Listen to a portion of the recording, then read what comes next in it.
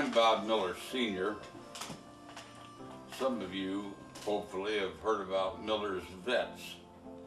I was fortunate enough to be asked at the right time and the right place to start that organization. They're a bunch of good veterans who are, I like to refer to them as down on their luck.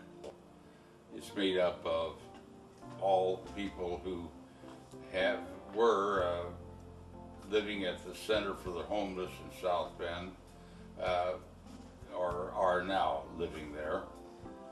But we turned them into some marching units, and now we're doing some last rites for military, and they are paying back to the community that support them in those fashions, in those ways.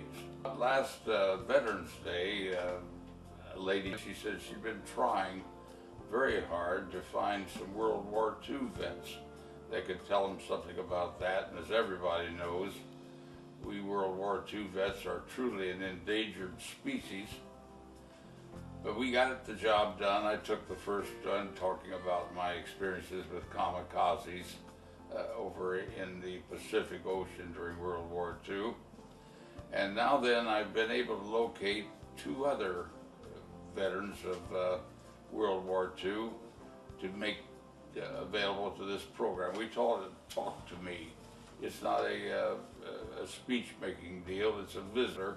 With this program goes some demonstrations by MillersVets in rendering the last military honors to a deceased vet. The one that I'm going to present to you now fits that role so well, but this young gentleman then, as you will hear his story in just a couple of moments, performed admirably and very, very gallantly during World War II. Walter is a retired ordained Lutheran minister. Well, I believe that you're going to enjoy Walter when you hear him and his whole story. Today it's only planned to be a teaser to give you some notion as to what his background is in World War II. So I give you, without any further ado, Walter B. Stitt. I was 18 years old. I volunteered to go in the service. I went to Camp Polk, Louisiana. Right off the bat, I made a mistake. I told the interviewer that I didn't want anything that had wheels. So he's probably still laughing because he sent me to a tank unit. During our basic training and advanced training, I took a test one day on gunnery and made 100. I have the letters that I wrote home to my mother. She saved them all. And in one of these letters, I wrote home to her that I made the highest grade in the company. I think I may have been bragging, but anyway, that sealed my fate. And so I was sent on, from then on, I was trained as a tank gunner. I left the States on the 30th of May and arrived in England on D-Day. Finally then, we went on the ship over to France. We had to ride up and down on the waves for 3 days because the weather was so bad, but finally down over the nets and into the landing craft and into the shore. I walked up Omaha Beach, inland about a mile. They said, dig a foxhole. And I found out that night why I wanted to dig a foxhole. Because the Germans came over every night and dropped bombs. One of them hit about 300 yards from where I had my foxhole and killed 20 or 30 men. It was just kind of a random bombing. Well, it wasn't very long. The first sergeant came and assigned me to my next job, my next unit, which was E Company of the 33rd Armored Regiment of the 3rd Armored Division. The 3rd Armored Division took a beating when they first got into combat. They didn't really know what they were up against when they got into it with the Germans and found out that our tanks were not the quality that we would like for them to have been. Then finally the tanks caught up with us and I was assigned to a tank. I was the loader. Now in a tank they have a driver and a bow gunner or assistant driver who sit down below, and up in the turret there's the loader, the gunner, and the tank commander.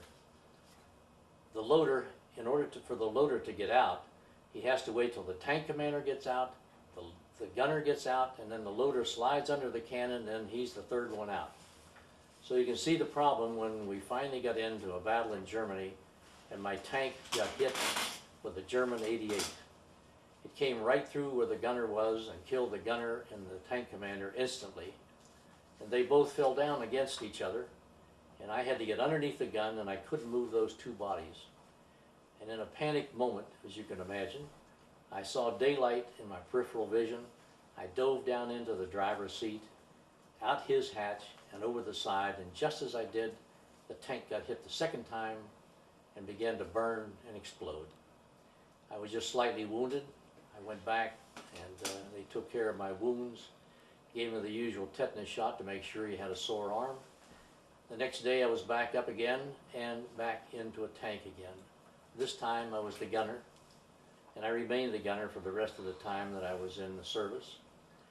The 3rd Armored Division had the distinction of being the first armored unit into Germany, the first one to take a German town, the first one to shoot down a plane on German soil, the first one to fire an artillery shot in Germany. We also took an awful beating. When I lost that first tank, a tank company usually has 16 tanks. We were down to 4. The next day we got 2 or 3 more back, so we got some of it back. We stayed in Germany, moved into a better position, and held the line then for over a month while we waited for supplies to catch up with us. Then began another assault, a well-planned assault. My tank was in one of the lead groups to go in, and the first thing we did was run right into a minefield and destroyed my second tank.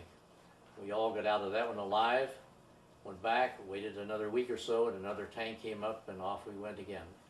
In the meantime, the front had moved on towards Cologne, Germany, and the Rhine River, which was the last major hurdle for getting into Germany. We finally got a position close to a little village called Eschweiler. We were there when all of a sudden we got news that the Germans had made a breakthrough in the Bulge. So we packed everything up, back in the tank, and off we went down to Belgium. We had no idea where we were going or who we were going to get up against. As it turned out, we were going down a road that ended in a T intersection, and we saw a German column go by. So the lead tank hurried down, around the corner, had a round already in the chamber, slammed it into that final vehicle, set it on fire. So we had to wait for almost an hour while the Germans ran on down the road ahead of us. Finally was what we could get by that truck, but Walter made a mistake. I had turned off the electronic travel on the turret, and so when we started to go by the truck, it dipped down in one track and back up again, and my gun barrel ran into the bank. So then we had to stop, pull off the road, make sure there was no dirt in the barrel, and then off we went. Those 4 tanks that were in front of me kept on down the road chasing the Germans. They got into the little village of Trépont, went underneath a railroad viaduct, and that was it. The Germans were waiting for them and picked them off like ducks in a shooting gallery. So those 4 tanks were just immediately ruined.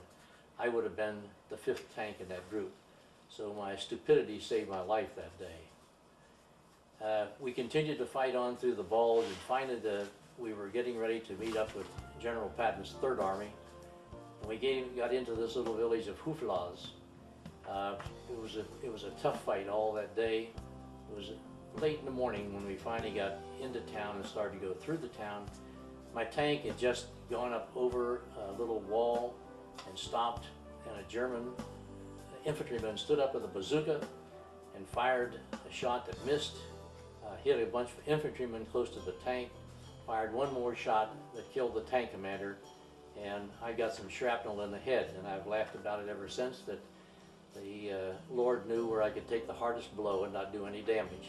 But that was my last day in combat. I went back, was treated. Because of other injuries I had, I went all the way back to England, and finally then was assigned to the Air Force, where I didn't have any skills. But they finally assigned me to work in the PX, which I did, and a part of my life history is that they assigned me later on, after the war was over in Europe, to manage the enlisted men's beer hall. And I've always said, my, what a wonderful training for somebody who later on ended up being a pastor.